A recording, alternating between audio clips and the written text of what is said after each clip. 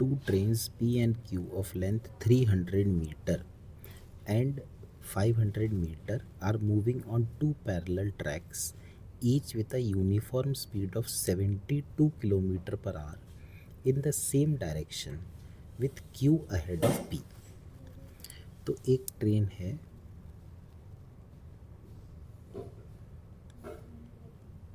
Q जिसकी length है 500 metre, एक और ट्रेन है P जिसकी लेंथ है 300 मीटर।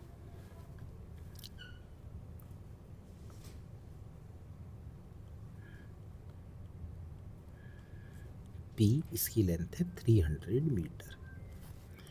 इनके बीच का जो डिस्टेंस है मान लीजिए कि वो x है। दोनों 72 किलोमीटर पर आवर, मतलब कि 72 को अगर हम 5/18 से मल्टीप्लाई कर दें तो 18 4 जा तो 20 मीटर पर सेकेंड। तो दोनों ही ट्रेन 20 मीटर पर सेकेंड से चल रही हैं। The driver of the train P decides to overtake Q and accelerates by 2 metre पर सेकेंड स्क्वायर। तो इसका एक्सेलरेशन है 2 मीटर पर second square. If after 40 seconds the guard of P just brushes past the driver of Q, then the original distance between the trains is, कितना time लग रहा है 40 seconds. तो अगर आप इसमें Q को ऑब्जर्वर मान लें तो Q को अपनी खुद की वेलोसिटी तो ज़ीरो दिखेगी। तो Q को अपनी वेलोसिटी ज़ीरो दिख रही है और 500 मीटर है। P है, P की वेलोसिटी 20 है। तो अगर हम velocity of P with respect to Q निकालें तो वो 20 माइनस 20 करके वो भी ज़ीरो आ जाएगा।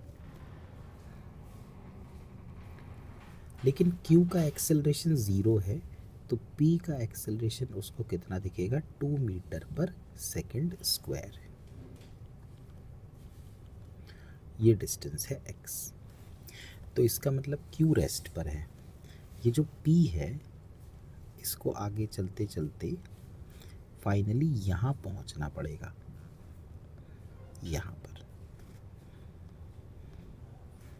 मतलब कितना डिस्टेंस चलना पड़ेगा, x तो ओरिजिनल था, ये है 500 और ये है 300।